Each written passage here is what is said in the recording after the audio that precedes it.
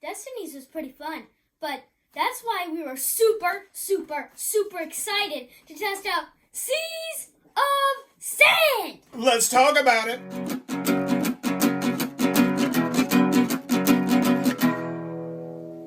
What does that even mean, Bowers Game Corner? Ahoy there, YouTube! We're back again today for another game review, a special tag team review.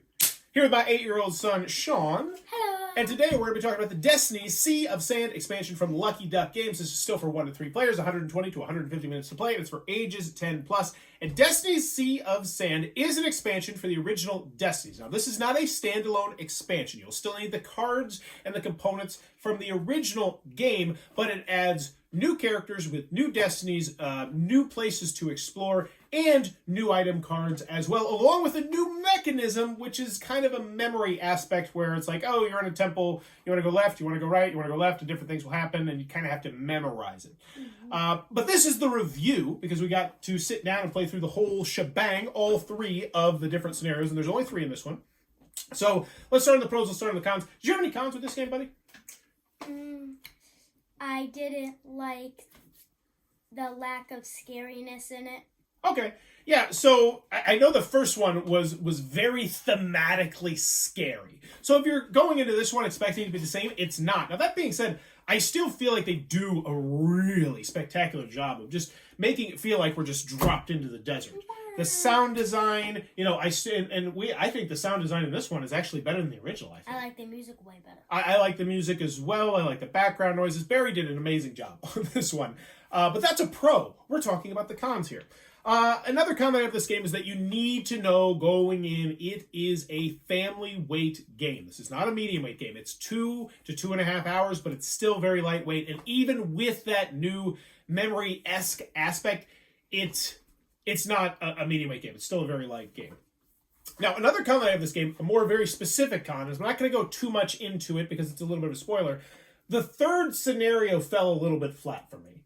I really liked the first 2, and then we got to the third one, and it just stretched forever, I thought. Oh, yeah. And the reason why is they introduce a new mechanism, and I feel like we can tell people without it really spoiling too much, is in the third one, you know, you're in the desert. And so in the desert, you know, everything's kind of here and kind of there, and you have to walk across the desert to get different places. And so essentially what will happen is you go to a certain place and say, oh, I want to travel over here. And so that's your whole turn, is just traveling. Now, every time you're going to have like some unique random thing that's going to happen. Yeah. But, you know, I got tired of it. It's just like, I just want to go from point A to point B. I don't want to have to keep going from here to there. And it was unforgiving, and it felt a little bit convoluted. The Destinies on the 3rd campaign, and this is the 7th campaign that we've gone through, definitely felt like they were trickier and a little bit more convoluted than the rest of them. Would you agree with that, buddy? Yeah, like one of my Don't tell too much, okay? I'm going to sing something about one of the Destinies. Okay, go for it. One of my Destinies had like a whole bunch of different versions of it. Yes, and I understand that they want to do that so you're less likely to get like locked into doing a certain way, but it just it didn't do it for me. The third one was a little bit of a letdown. I still think this is a great expansion, but I like the first 2 scenarios way better. Oh yeah. Any other cons that we have with this particular expansion? We did find one glitch, which actually had kind of a humorous thing where it said, hey, you're not actually supposed to see this. Take an experience. If you report this to us, you get to take 2 more experiences. Yeah. That actually ended up kind of winning him the game. But one glitch, I'd say, over 8 gameplays of this, I'm up to like 10 or 11 now, I don't think is too terribly bad. So let's move on to the pros. And at the end of the day, I think Destiny's Sea of Expansion is an easy recommendation if you enjoy Destinies, right? Yep. It's more family weight goodness.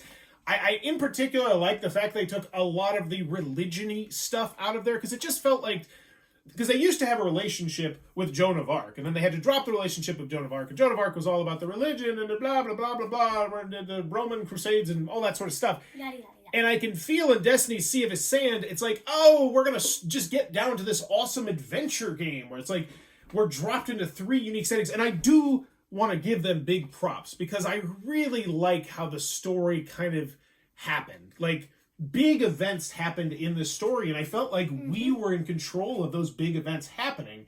Whereas with the first Destinies, big events happened, and then 120 years happen, and it's just like, eh. You know what I mean? Yeah. Like, it was really, like, I really loved finding out who my character was in the second game after the big thing happened at the end of the first game, didn't you? Mm-hmm. And it was like, oh, this is a cool story. And I thought the Destinies that I were doing was pretty neat. I was like, oh, this makes sense. I can't wait to try and do this. I liked my Destinies a lot, too.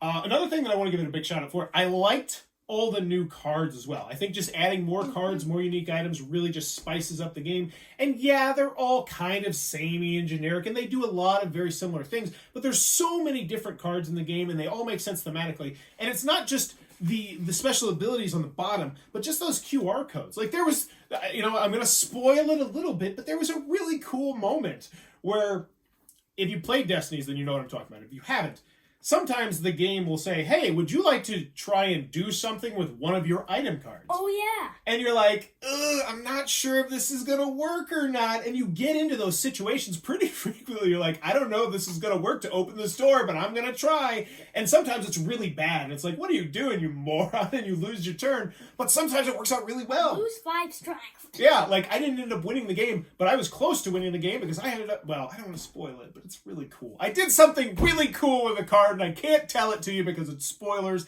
and I don't want to spoil it. But yeah, that's what makes Destiny so fun. It feels like a big open sandbox for you to explore. And to be quite honest, I enjoyed my time with Seas of Sand better than I enjoyed the original base game. Yeah, me too. All right, so we're recommending this one, correct? Yep. Don't expect, a heavier game, but Destiny Sea of Sand, more awesome goodness. Plus, the other thing is, you can totally just whoosh, get rid of this box, because it'll all fit in the base box. Hooray! Just take out this big hunkin' dude. Yeah, you are going to take those out. But And yeah, also this guy. that's the, well, you know And what? this guy. The con, yeah, we do need to talk about the giant mini in the room. This guy. Once again, the giant mini is completely unnecessary. I think I understand why they made it. It looks super cool, but it's like, hey, here you go. It takes up it takes half a spot. It's obnoxious, but hey, it adds to the theme of the game, and it made me a little bit more scared of them, but in the end, that's a minor nitpick, because Destinies is still a great expansion. Highly recommended. But if you enjoy what we're doing, please be sure to click on that subscribe button down below. We're trying to reach 9,000 subscribers, celebrate my 9th anniversary of making YouTube content, and in the comments below, let me know, Sean had a question. If you could add, what do you want to see in Myth and Folktale? That is the next expansion, which is coming out. Actually, it's really odd. We already own it, but we don't have the story yet, so it just sits over there until they release the story. Yeah, we can't use this big guy. Well, yeah, what do you want out of it? Myth and folklore. I mean, that opens up a whole... Folk tales. That opens up a lot of possibilities. It's not a plural, Dad. Folk tale. Okay. Well, you tell the people what you want. I want it to be a good connected theme, unlike the original Destinies. And I want it to be scarier than Seas of Sand. Oh, I see a cat. It's got a cat. You got a cat now. And also, we can actually get a sneak. It says it's going to have a gargoyle, a doppelganger, and a Melusine. So I think that's a doppelganger right there. And it says it's going to take us to some awesome historical locations. Because, is it my turn to do it? One more thing. Okay. I hope that it brings back either this guy or this guy. That would be both. That would be a really fun plot twist right there. Yeah. Like, this guy returns. For me personally, I would like to go to a historical...